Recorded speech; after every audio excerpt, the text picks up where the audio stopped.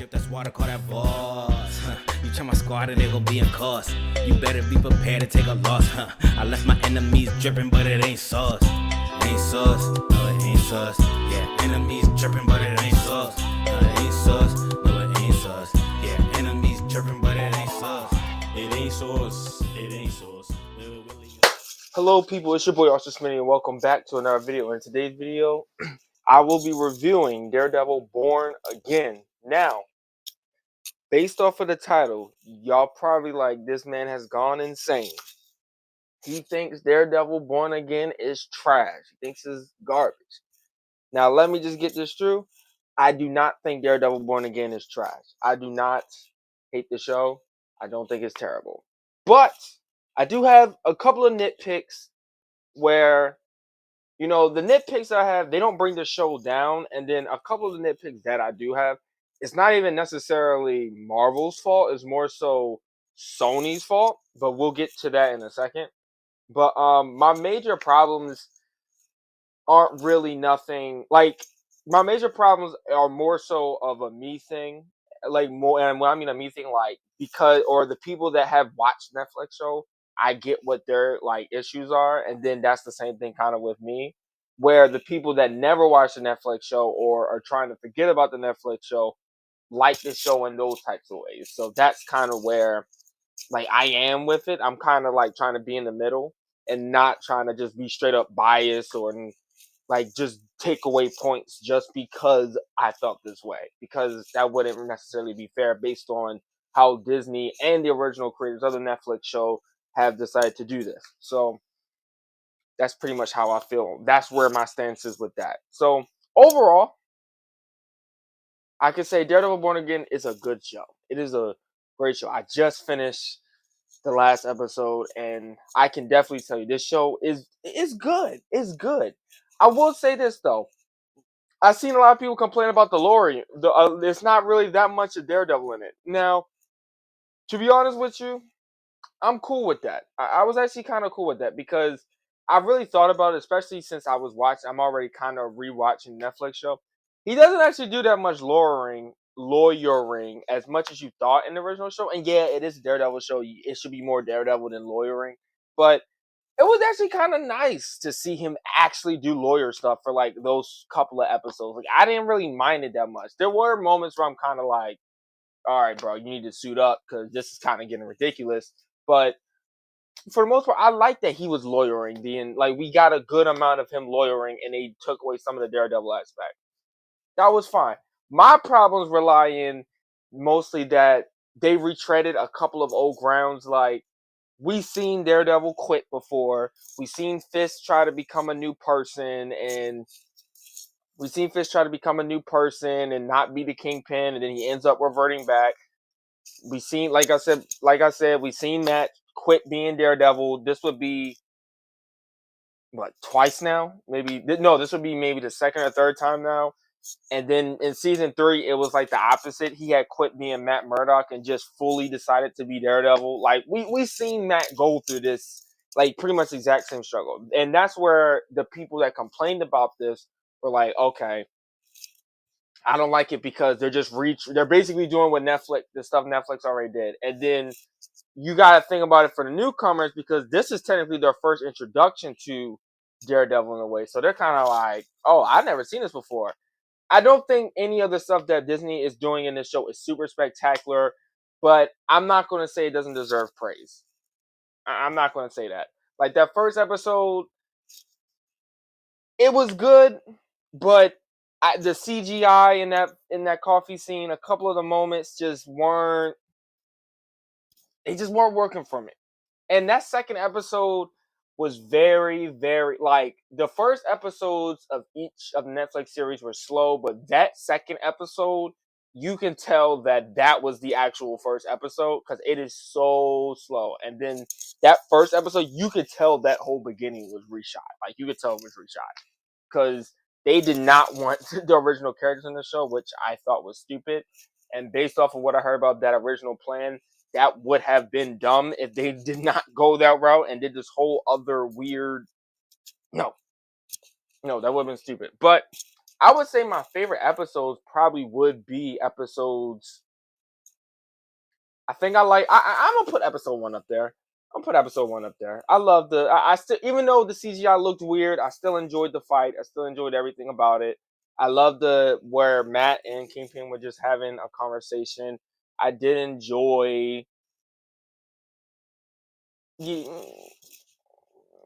No, that was pretty much it for episode one. I did enjoy the internal struggle after Foggy had died. I did enjoy that. Episode six, I think that's when he, by this point in time, spoiler alert. That was when he actually came back as Daredevil, and he went to sort out Muse because he knew that calling the cop, by the time the cops came, it was Muse probably would have killed the girl. So he goes and he suits back up again. That fight scene was good. Episode 7, I would have liked it, but they killed my boy Muse too early, man. You know what I'm saying? They killed him too early. Like I didn't mess with that. You know, maybe one more episode, or maybe he got sent to prison and then we'll see him later. Because in the comics, he's supposed to be like very like he's supposed. I think he's more powerful in the comics than he is here, because he was able to keep up with Daredevil and throw some hands, but they killed him off pretty early, and I didn't really like that. And then, of course, I would say the best episode would have to be the last one. Like the team up between Daredevil and Punisher, like that was just perfect. Like I loved every aspect of that. That was just perfect. So that would be my three. Episode 1, 3, episode 1, 6, 9. Like those are my favorite out of the bunch. But what I will say is, even though those are my favorite episodes, and I think those are the better episodes, the other episodes aren't too bad either. Like Matt going to, I think that was episode five of him going to the bank. Like I didn't mind that. That whole bank and him saving the day as Matt Murdock, didn't mind that. That was cool. It's just I think those three episodes are the strongest episodes, at least for me. At least for me. And don't get me wrong, all the acting, the characters, perfect. Even though, let me look at my Mr. Daniel Blake. He needs to no Diddy. He needs to take He needs to take Kingpin's glizzy out his throat, man. This man is the king of glazing. Like, I don't think there was a moment where he did not praise Fisk at least once. Like, this man praises Fisk every moment he gets. This isn't a bad thing. This isn't a bad thing. I'm just saying, like, he praises Fisk to the max. I'm like, bro, like, we get it, man. Like, you like Fisk. Like, you want to be on his side. We get it. We get it. There was one moment that I will say that did bother me but then they kind of explain why, somewhat of why point Bullseye would do it. Oh yeah, I get that y'all don't want to. Can y'all give Bullseye his costume, please? Just give Bullseye his costume. Like, what are we waiting for? Stop holding it. Just give him his costume. The blue outfit is cool and all, but just give the man his costume. But anyway, there was a moment where it showed that Vanessa was actually involved in killing Foggy, and then Bullseye, she hired Bullseye. I didn't really like it. I didn't like it at first. I did not like it at first. But then I thought about it.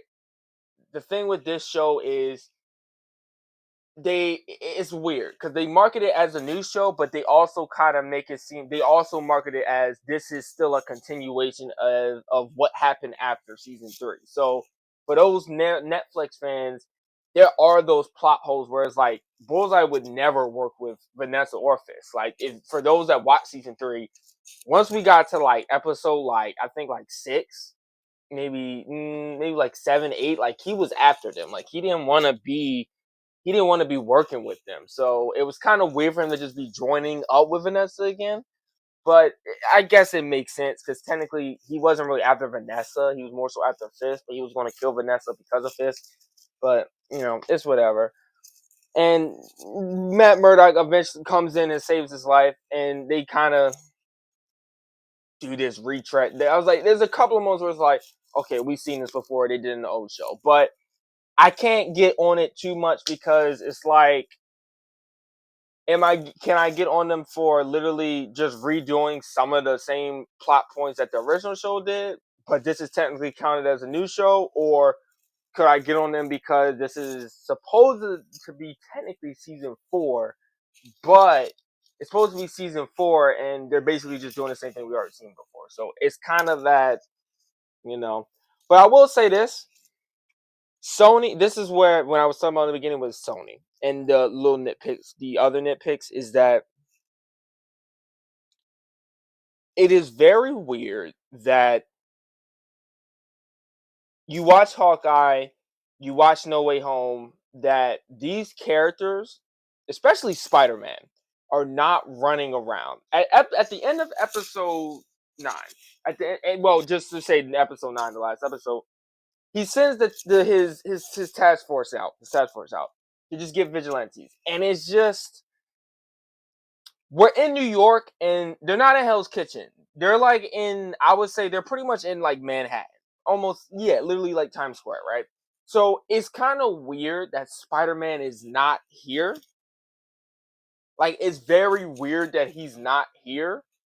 And you kind of feel like, where the hell is Spider-Man? And then I also had a moment where I'm like, where's Kate Bishop and Hawkeye? Like, they would be here. Like, they would, not saying you need them to be like just running around or in the entire show, but like, that's kind of the issue when you have this big universe like this, because that's the thing with Marvel. Most of the heroes in Marvel live in New York. Like, most of their problems take place in New York. So if Kingpin is going to be in charge of trying to take down pretty much all of the vigilantes in New York, it's kind of weird that no other heroes kind of show up, especially Spider-Man. Like, Spider-Man would be swinging around right now. Like, remember in the Amazing Spider-Man 1 when the cops were after him?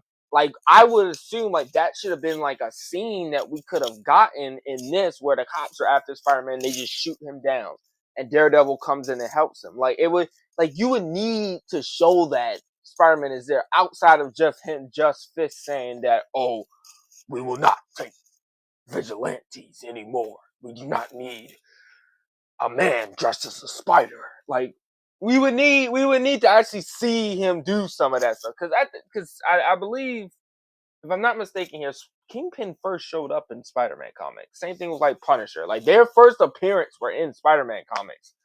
So it's kind of weird for him, just Spider-Man, just not to be here. And it's also weird that Kingpin can't be used in the movies because somehow Sony still somewhat owns the rights to Kingpin, but I don't, because he's kind of a Spider-Man villain, but he's also a Daredevil villain. So it's weird. But nonetheless, without all of that, the show is still pretty good. Regardless if you watched the original Netflix show, regardless if you didn't, the show is still pretty good. I still enjoyed it, still had a great time. Definitely can't wait for the Punisher special. So if I was to rank the entire show, I was going to do episode by episode, but that's why I was like, I just gave you my favorite episodes, which is 1, 6, and 9. Those are probably, I think those are the 3 best episodes. The other episodes are pretty good as well, but they just don't have. It are some moments. I did like the case with White Tiger and R.I.P. White Tiger. What's his name? Camar de los Reyes. R.I.P. him. I wish he was here longer because I wanted more White Tiger, but hopefully they find a way to bring him. Like, they can continue him. Um, I did like that episode with the case, and I did feel pretty sad when he got shot. That did break my heart just a little bit. So it has its moments. But there's other moments where it feels like they're really trying really hard to be Netflix, and then there's some moments that really got me, like Kingpin smashing the commissioner's head.